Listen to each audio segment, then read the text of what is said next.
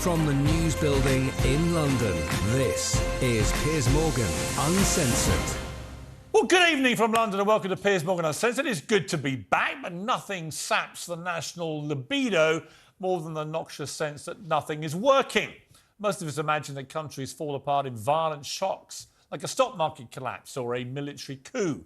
The reality is that it's much slower and even more depressing. It's a creeping, insidious odour of decline which lurks at the back of the nostrils and eventually overwhelms the senses. And in Britain right now, the putrid stench of failure is everywhere.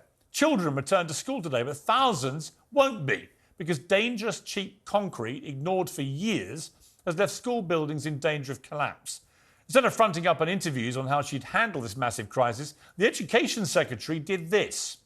RAC stands for Reinforced Autoclaved Aerated Concrete, and it's a lightweight form of concrete that was used in building construction from the 1950s until the mid-1990s. Problems with the strength and durability of the material mean that some buildings may pose a threat to safety, and nothing is more important than the health and safety of children and staff. The industry's understanding of the risks of RAC has evolved over time. Have you ever watched anything more patronising than that? What are we, 5-year-olds? What was she thinking? The education system is quite literally collapsing. And the Education Secretary uploads a video that looks like a health and safety training manual from 1995. Well, this morning, when we finally decided she ought to answer some questions, Keegan somehow managed to make it worse. It is not the job of the Department for Education, but we chose to do that because we wanted to make sure that we had that information centrally. On top of that, we wanted to... on that, sorry. Yeah. But you're saying that the government is not responsible, ultimately, for the safety of children in schools? The school building's responsibility is with local authorities and multi-academy trusts. Do you believe the government did everything in its power? But we've taken further now. So let me get this straight, sorry. So the Education Secretary of this country, in our government, is not responsible for schools literally falling to pieces. Well, whose job is it then? Whose responsibility is that? With her reputation appropriately disintegrating faster than some of these schools, she was then caught on a hot mic saying this. Thank you.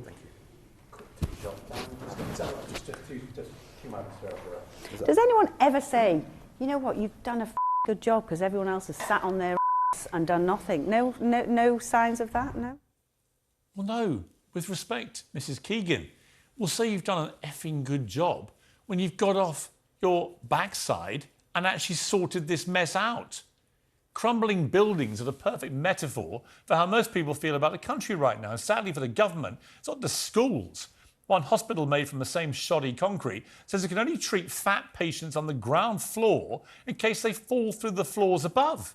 Sounds like a comedy sketch, but it's real. This is happening in Britain in 2023.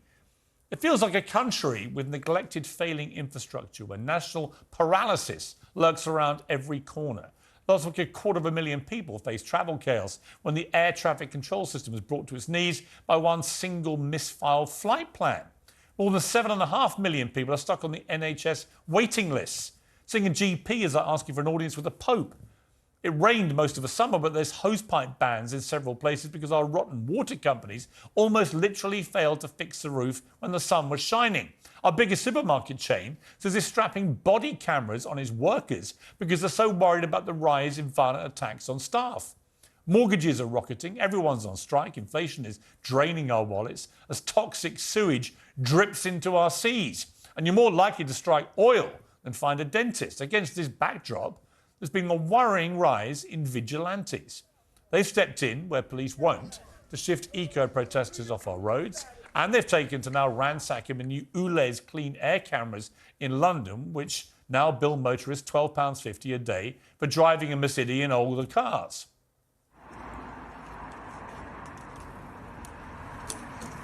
Now, in my view, this kind of behaviour is as wrong as the eco-warriors who go around spraying paint and everything.